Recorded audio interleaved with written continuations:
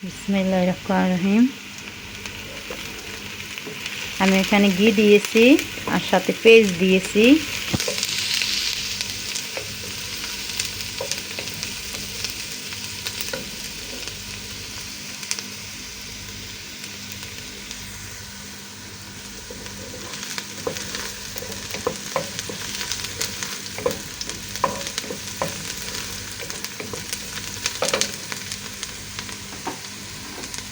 আমি এখানে মিষ্টি কুমড়া কেটে নিয়েছি।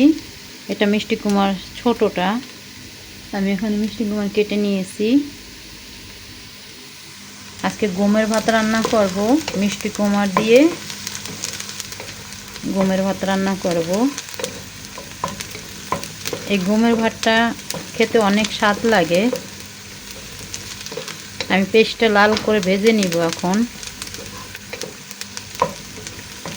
আর গমের ভাতের সাথে টক দই খেতে খুবই ভালো লাগে। টক দইয়ের সালাদ বানাবো।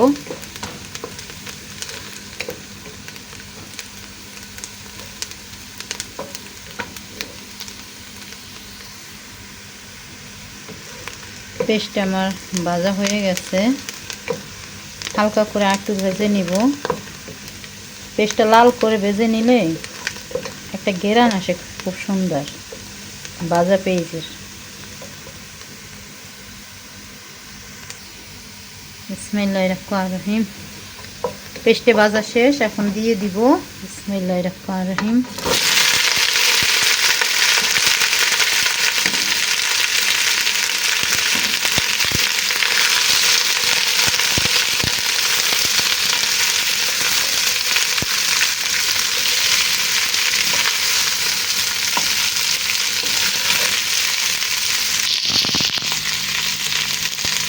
বিসমিল্লাহির রহমানির রহিম। আমি একটু পানি দিয়ে দিব বিসমিল্লাহ,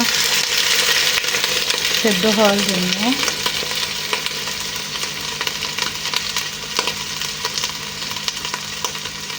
আমি এখানে কিছু লবণ দিয়ে দিব।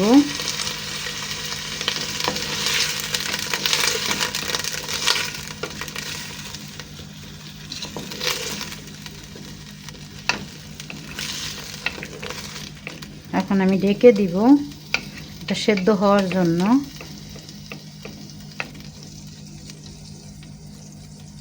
দুই মিনিটের মতো আমি সেদ্ধ করে নিব।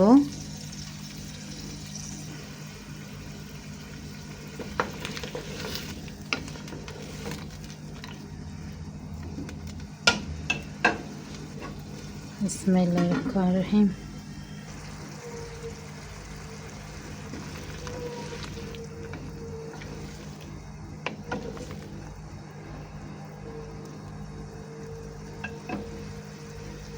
এখন আমি চুলার জালটা একটু কমিয়ে দিব, যেহেতু পানিটা ফুটে গেছে, পানিটা গরম হয়েছে। চুলার জালটা কমিয়ে দিব। আমি এখানে কিছু গম নিয়েছি, এটা গমের চাল। এখন আমি এটাকে দিয়ে দিব, একটু ধুয়ে নিব। বিসমিল্লাহির রহমানির রহিম।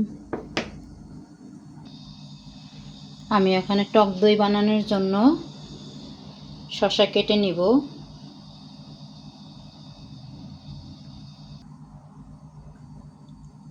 আমি এখানে কিছু টক দই দিয়ে দিব। বিসমিল্লাহির রহমানির রহিম।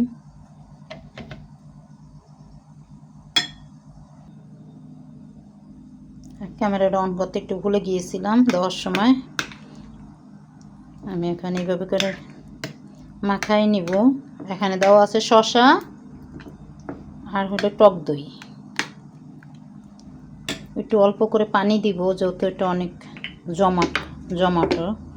একটু পানি দেব। বিসমিল্লাহ।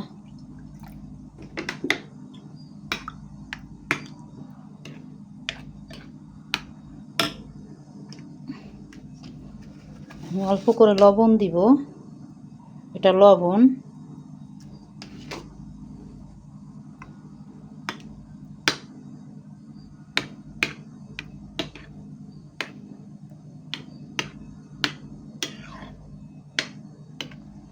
আমার টক দই বানানো শেষ।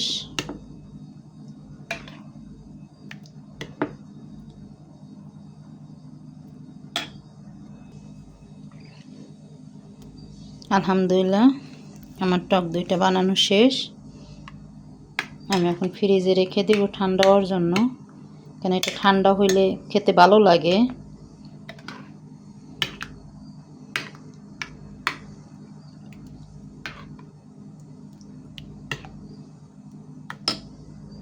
ما بقى فيني راجع هالنا بيعطونا كيفن بصير. بسم الله الرحمن الرحيم. إن هيك كنت أنا مفكر، بعدين أنت شوف شو بدك، ما بعرف أنا.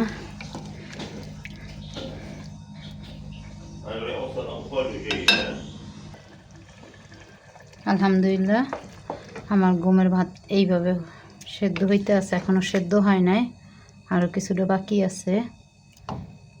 এই গমের ভাতটা খেতে খুবই স্বাদ লাগে।